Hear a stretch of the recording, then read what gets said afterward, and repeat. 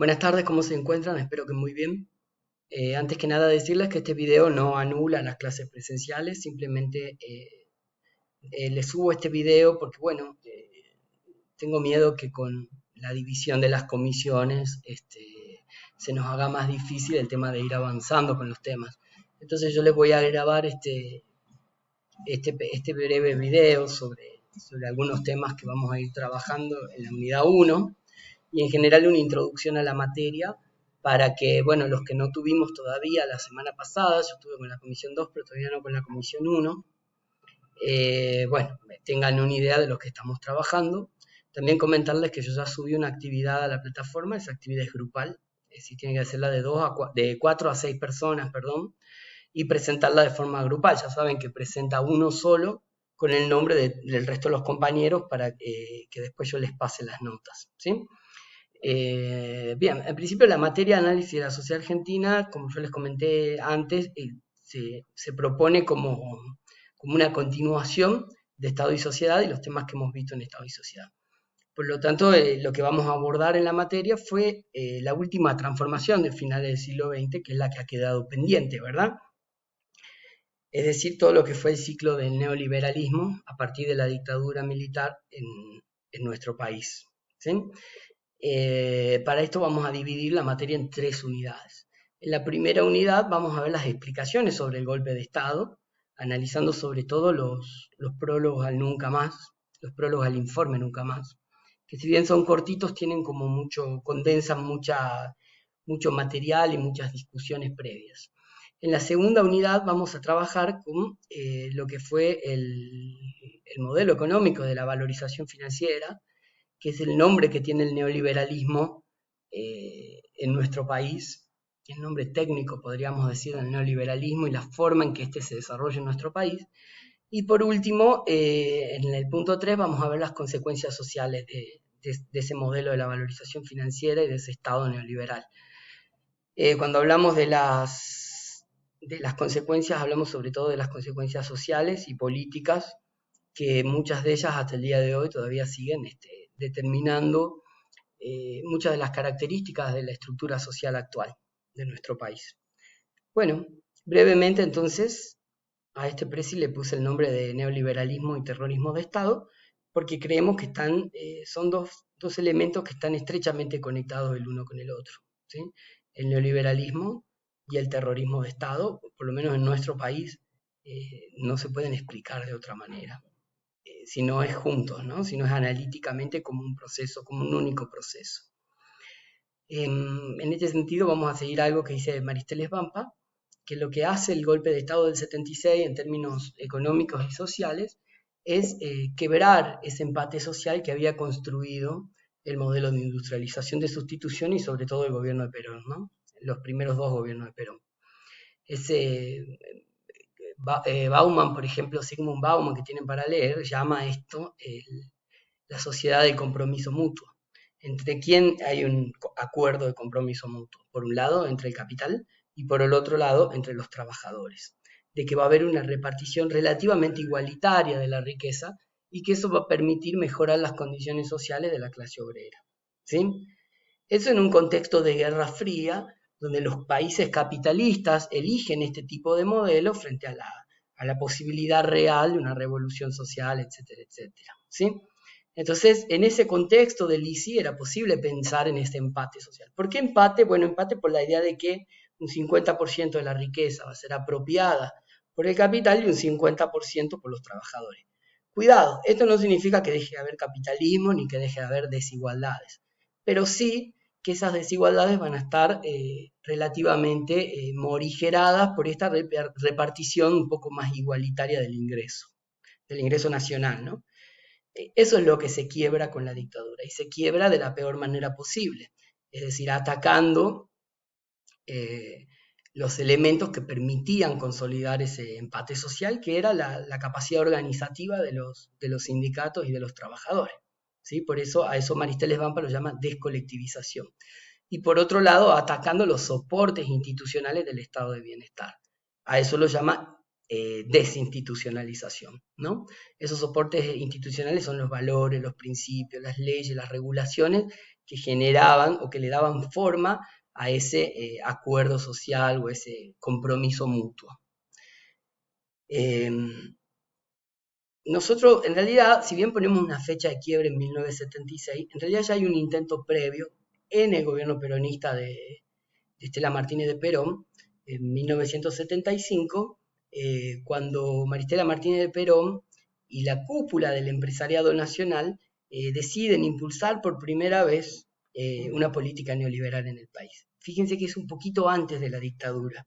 Y sin embargo decimos que este ajuste, el ajuste que no fue, justamente porque fue un intento fallido. ¿Fallido en qué sentido? Fallido en el sentido de que el ajuste finalmente no se lleva a cabo. El ajuste, lo que proponía el ministro de Economía, Celestino Rodrigo, era estas cositas que ven abajo, ¿no? Bueno, cositas, estas decisiones económicas que ven abajo, ¿no? De evaluación del 150% de la moneda, que por supuesto impacta directamente en los salarios, suba del precio de hasta 100%, es decir, liberación de las tarifas de los servicios públicos, y hasta 180% de aumento en los combustibles, en medio del alza de los precios internacionales del petróleo, ¿no? Esto implicaba un fuerte impacto en los salarios populares, ¿sí? Implicaba la destrucción parcial de la capacidad adquisitiva de esos sueldos. Por lo que, al menos de la semana, salen todas las centrales obreras, la CGT, todos los sindicatos, a repudiar esta decisión del ministro Rodrigo. Lo que obliga a la presidenta Estela Martínez de Perón a retrotraer antes del ajuste los salarios, digamos, y a compensar con un aumento salarial los ajustes aplicados. Por lo tanto, es como que se vuelve a foja cero. Este experimento, entonces, lo que entiende el sector económico y también los militares es que el ajuste que no fue debidamente justamente por la resistencia de los sectores obreros, ¿sí? Y esto advierte que el neoliberalismo no es aplicable, por lo menos en nuestro país, este tipo de políticas de neoliberalismo salvaje, no es aplicable si antes no se doblega la resistencia de estos sectores populares, ¿sí? Eso es como un pie para que después lean lo que va a ser el prólogo al 2006, ¿no? Porque el prólogo del 2006 maneja una hipótesis muy interesante sobre el porqué del golpe y tiene que ver con esta cuestión de los sectores obreros organizados. El final del ISI implica justamente esto, ¿no? Al atacar los salarios, dejamos de poner al consumo popular masivo como eje de desarrollo productivo de la economía. Entonces, el salario, al no ser un motor central en el proceso de reproducción económica, va a pasar a ser un costo más que debe ser reducido para la rentabilidad de las empresas. En este sentido, si el modelo ISI se basaba sobre todo en la industrialización para el consumo interno, destruir la capacidad adquisitiva de los salarios claramente implica un ataque directo a ese modelo económico. Pero por otro lado, otra cosa que va a hacer la dictadura es que en la medida que va liberalizando y desregulando procesos económicos y quitándole funciones económicas específicas al Estado, que habían sido diseñadas décadas anteriores, va a ir también permitiendo la financiarización de la economía. Y eso tiene que ver con esta idea de la valorización financiera, que después lo vamos a ver en detalle. Puntualmente lo que ustedes van a tener que hacer es ver, para la tarea 1, es ver este video, ¿no?, de la terapia del shock de Naomi Klein. La mujer que habla en el video, a las que se citan en las conferencias, ustedes ya no van a ver esa mujer en el video, ella es Naomi Klein, y escribió un libro que se llama La terapia del shock, ¿sí? El capitalismo del desastre, ese es el subtítulo del libro. Y vamos a ver por qué el capitalismo del desastre, y vamos a ver qué es esto de la terapia del shock, ¿sí? Eso es lo que ustedes tienen que tratar de indagar en ese video. Yo les recomiendo al video que lo traten de ver entero. Si bien la referencia argentina, la que nos interesa a nosotros puntualmente, está en los primeros 20 o 30 minutos del video, yo les recomiendo que lo vean entero, pues es muy interesante para poder ver cuáles son los distintos shocks que se pueden aplicar, que pueden aplicar los gobiernos, los estados, para llevar adelante la implementación de políticas neoliberales. El terrorismo de Estado claramente es uno, pero hay muchos más, ¿no? Desde crisis ambientales hasta desastres naturales, hasta crisis económicas. Todo puede ser factible de ser usado como un desestabilizador potencial de la sociedad y por lo tanto un posible momento oportuno para ejecutar estas políticas neoliberales que de otra manera serían muy resistidas, ¿no? Y bueno, y por último también entender esto del modelo de la valorización financiera, que lo vamos a ver más adelante, y que yo también le podemos decir modelo de la financiarización, porque hay un pasaje, ¿no? Un pasaje de eh, esta ecuación económica, que sería la reproducción ampliada del capital mediante su colocación en inversiones productivas. ¿Qué significa esto? Eh, la D significa dinero, dinero inicial o capital inicial, la M es mercancía y la D' significa capital que sale posteriormente o capital acumulado posterior al proceso de transformación en la forma de mercancía. ¿Qué significa esto? En el capitalismo de la ICI, en el capitalismo productivo, el eje de la valorización del capital está puesta en la creación de nuevas mercancías. ¿Cómo se consigue generar nuevo capital? Transformando mercancías en otras mercancías que suponen un proceso de agregación de valor.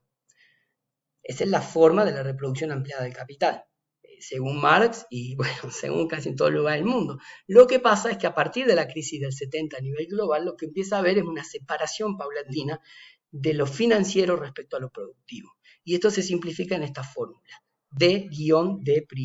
Es decir, el capital, mediante su sola colocación en activos financieros, en determinados instrumentos financieros, genera un capital extra, digamos, genera la acumulación de nuevo capital, la producción de nuevo capital, su reproducción ampliada justamente. El problema es que esto tiene un riesgo importante, que no se puede generar nuevo capital solamente con inversiones financieras. Generalmente el nuevo capital tiene que ver con su apoyatura principal sería la creación de nuevas fuentes de valor, es decir, de nuevos productos. Por eso este tipo de modelos económicos tiende a generar gigantescas burbujas económicas donde se crea mucho más dinero que el valor real existente en la base de la economía. Y por eso tienden a estallar de la manera que ya sabemos que estallaron acá en la crisis del 2001, por ejemplo, ¿sí? Donde Argentina se endeudó mucho más allá de sus condiciones materiales para poder cubrir ese endeudamiento. Esos son algunos de los elementos que podemos ver, ¿no? Reforma del Estado, endeudamiento y fuga de capital y flexibilización laboral que son propios de este modelo. Y después los vamos a indagar en detalle. Pero bueno, por ahí, hasta acá, un resumen así bastante apretado, pero que me parece que los va a guiar en los tres elementos de la materia. En las tres unidades de la materia. Y sobre todo, que les va a permitir también tener algunas pistas para realizar ese trabajo práctico grupal número 1 que ustedes ya tienen disponible en la plataforma. Si alguno no pudiera ingresar a la plataforma, por ahí lo mejor sería que le avisen a Jorge, al preceptor, o vayan a hablar con el preceptor del año para que los incorpore a la plataforma y ya puedan realizar las actividades. Pero en principio la presentación es grupal, por lo tanto con que uno solo presente ese trabajo práctico, después yo ya paso las notas al resto. Sí es importante que se incorporen toda la plataforma para después yo poder hacer ese pasado de notas a todo el grupo, más allá de que presente uno solo.